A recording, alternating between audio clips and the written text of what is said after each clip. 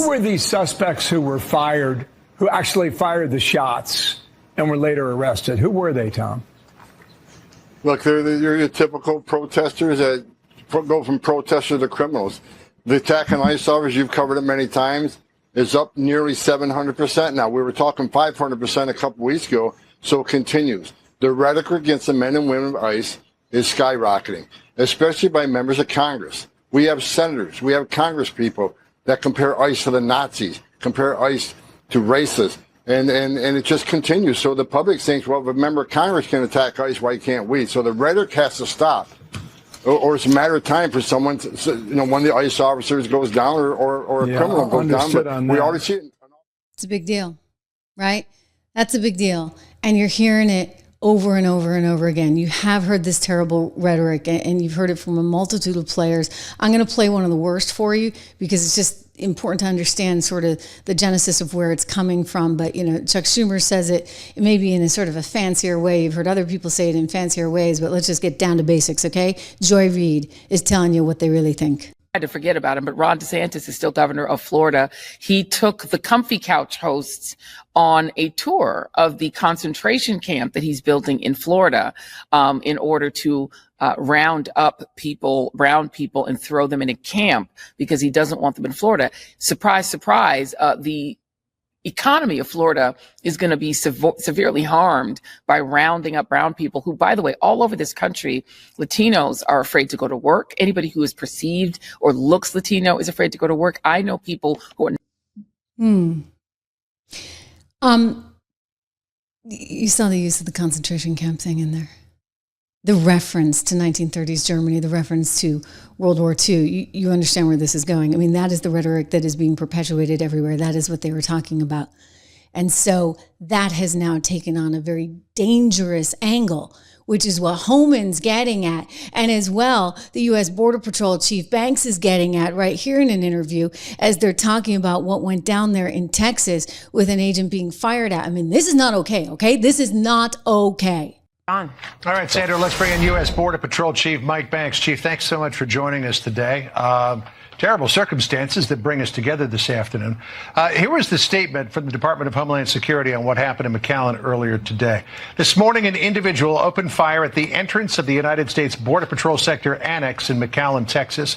Both Border Patrol agents and local police helped neutralize the shooter.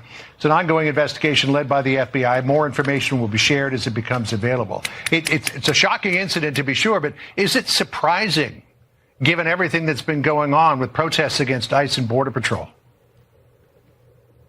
So it's not. And as you reported earlier, we've seen our assaults go up dramatically. And these Border Patrol agents are out there doing their job. They're enforcing the law. They're protecting their communities. We've got Border Patrol agents on the river right now in the Guadalupe assisting with rescue efforts. These agents are outstanding Americans.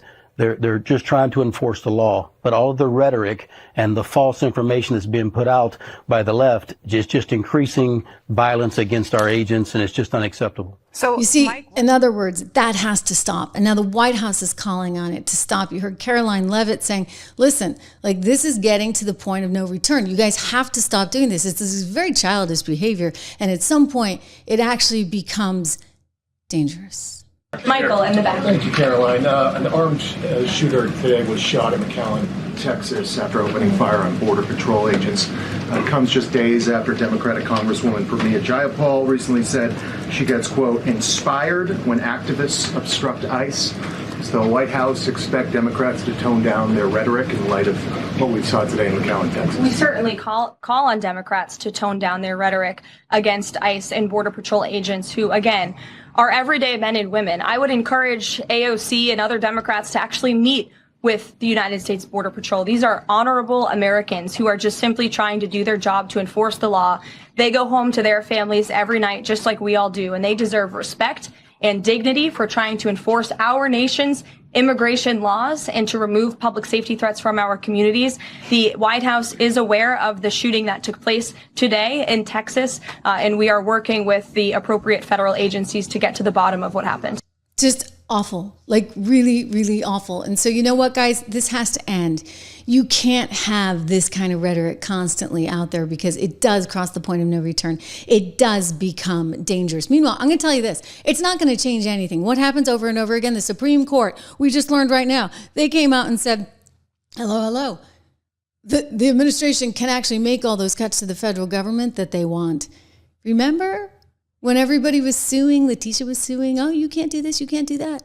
Well, guess what? Supreme Court just decided, literally, just minutes ago, we're live breaking news right here on the Trish Regan Show, that yes, they could. And it goes with another decision that was just made, that the Trump administration could revoke 532,000 temporary visas that were given to people coming from Nicaragua, Haiti, Venezuela, and Cuba.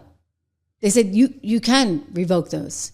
And so that's exactly what the administration is doing. So they're going to keep trying to challenge all this stuff. And I'm just telling you, you know what? The administration has a lot of leadway here because the federal government has a whole lot of leadway. And Brooke Rollins, who runs domestic policy for the White House, just came out moments ago. And you know what she said?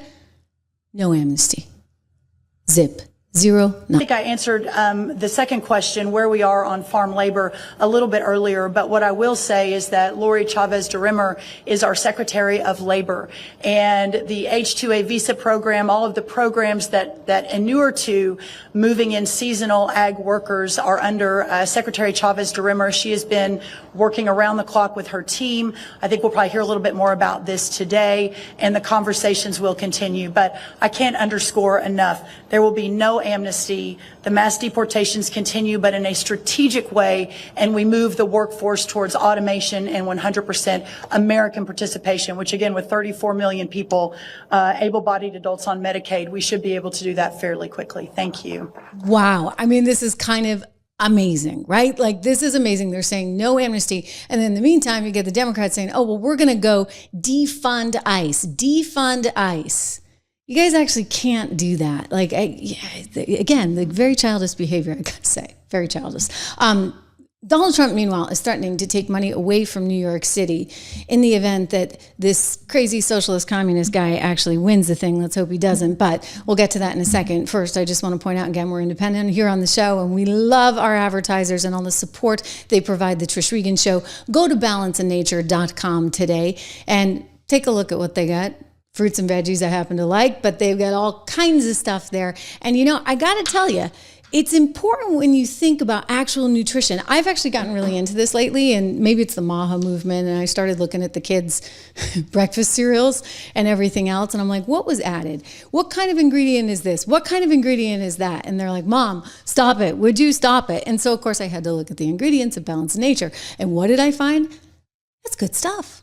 Like all good, natural, healthy stuff. And that's what we should be taking. So I encourage you to go look at them today. Balanceandnature.com. Use code word Trish. Get 35% off everything. 35% off everything plus free shipping. Plus money back guarantee. You can call them at 1-800-246-8751. 1-800-246-8751. Code word Trish. It helps me. It helps you. Good stuff.